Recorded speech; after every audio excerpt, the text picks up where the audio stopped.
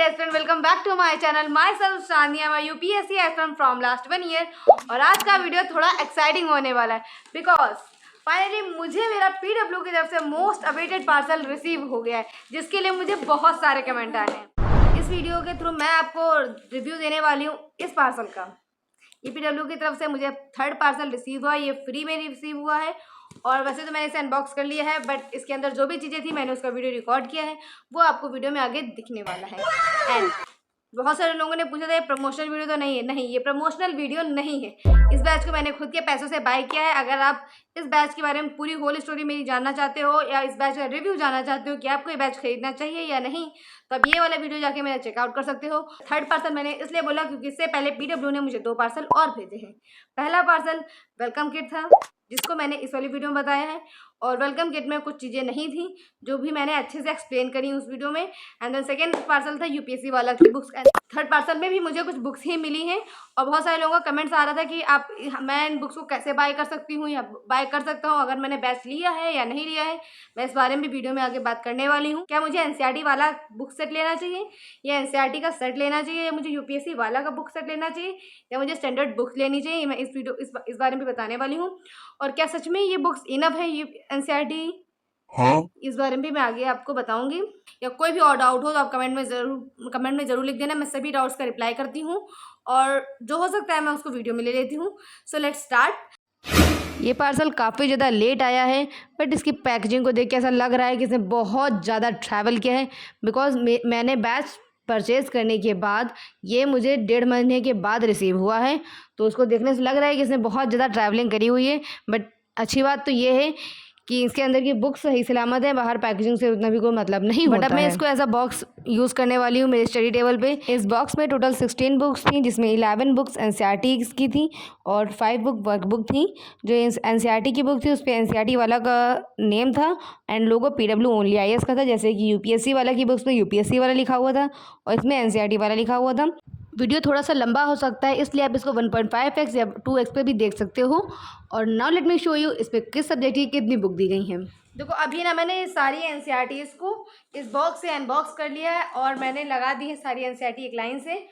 ऊपर वाली सारी मेरी एनसीईआरटी है और नीचे सारी वर्कबुक है। वर्कबुक भी इसमें इंक्लूडेड थी, वो भी दी गई हैं। ये पहली बुक है इंडियन सोसाइटी की, आई नो ये आपको उल्टा शो हो रहा होगा, इंडियन सोसाइटी की। फिर दूसरी है आर्ट एंड कल्चर, एनसीईआरटी है ना। फिर तीसरी है human geography, then modern history, then world history and post independence India. ये दोनों एक ही में दी गई, world history and post independence India. And this is Indian geography, और ये देखो इसमें सारी ज्योग्राफी है। And then science and technology, and this one is polity, and this one is for fundamental of physical geography, and this one is economy. ये देखिए, I know आपको उल्टा दिख रहा होगा बट मैं कुछ नहीं कर सकती उसके लिए था, क्योंकि मेरे फ़ोन का बैक कैमरा बहुत ही ब्लर है। और इसके साथ मुझे 5 वर्कबुक मिली हैं, जिसमें से पहली है economy and science and technology, and the second one for geography and environment, and third one for ancient and medieval India, and fourth one is for art and culture, post independence India and world history and society, and this one is for polity and modern India. ये इतनी books receive हुई हैं। देखो अब ये books तो मुझे बहुत अच्छी भी लगी और कुछ पॉइंट ऑफ व्यू से देखा जाए तो नहीं भी सही लगी हैं। देखो मैं भी इस बुक को ओपन करती हूँ और इस बुक में बताती हूँ मैं आपको क्या क्या चीज़ें कैसे कैसे दी गई हैं। मुझे इन बुक्स में 3 चीज़ें बहुत अच्छी लगीं। सबसे पहली चीज़, इसमें बहुत आसान लैंग्वेज लिखी है, मतलब बहुत ही सिंपल लैंग्वेज लिखी है। अगर आप एक बार या 2 बार रीड कर लोगे तो आपको समझ में आ जाएगी, क्योंकि रैदर देन जो गवर्नमेंट बुक्स हैं उसमें थोड़ी टफ लैंग्वेज है। एंड देन सेकेंड थिंग जो इसमें मुझे अच्छी लगी है वो ये है कि इसमें माइंड मैप के थ्रू चीज़ें समझाई गई हैं एंड चार्ट्स बनाए गए हैं एंड टेबल वगैरह बना के समझाया गया है एंड इसमें पॉइंट्स को हाईलाइट भी किया गया है, जो कि बहुत अच्छी चीज़ है। और कुछ चीज़ें ऐसी भी हैं जो शायद कुछ लोगों को अच्छी ना लगें। अगर आपने ये एनसीईआरटी जो रियल एनसीईआरटी है, अगर आपने उनको 2-3 बार रीड कर रखा है तो आपको ये बुक बहुत ही बेसिक लगने वाली हैं। एंड इन बुक्स में हर टॉपिक में उतनी डेप्थ नहीं दी गई जितनी हर एनसीईआरटी में हर टॉपिक की दी गई है। And then second of the thing, books की बहुत ओवर हाइप एक्सपेक्टेशन है। मतलब हम लोग को ऐसा लगता है कि अगर हम ये बुक खरीद लें तो हमारा यूपीएससी सिलेक्शन कंफर्म। ऐसा नहीं होता है। यूपीएससी बुक्स खरीदने से यूपीएससी नहीं होता है। तक आप उनको पढ़ोगे नहीं, रिवीजन नहीं करोगे, तो चाहे आप ये बुक्स खरीद लो, चाहे आप एम लक्ष्मीकांत खरीद लो, चाहे आप किसी भी सब्जेक्ट की कोई भी बुक खरीद लो, आपका सिलेक्शन तब तक नहीं होगा जब तक आप उन बुक्स को 2 से 3 बार रिवाइज नहीं करोगे।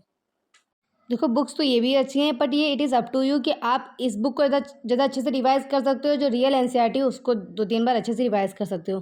तो जो बुक आप बार बार अच्छे से रिवाइज़ कर सकते हो, जो आपको ज़्यादा समझ में आए, आप उसे ही प्रेफर करना। अब आते हैं मेन पॉइंट पे कि आप ये बुक्स को कैसे बाय कर सकते हो। अगर आपने पीडब्ल्यू का कोई भी पेड बैच खरीदा है यूपीएससी से रिलेटेड, तो आपको ये बुक्स उस बैच से रिलेटेड आपको बुक आपके घर पे फ्री में डिलीवर होंगी। जैसे कि मैंने प्रारंभ 2.0 2028 बैच इंग्लिश मीडियम में परचेज किया है। इसके साथ मुझे पीडब्ल्यू का वेलकम किट और यूपीएससी वाला की बुकलेट और ये एनसीईआरटी वाला की बुकलेट रिसीव हुई हैं।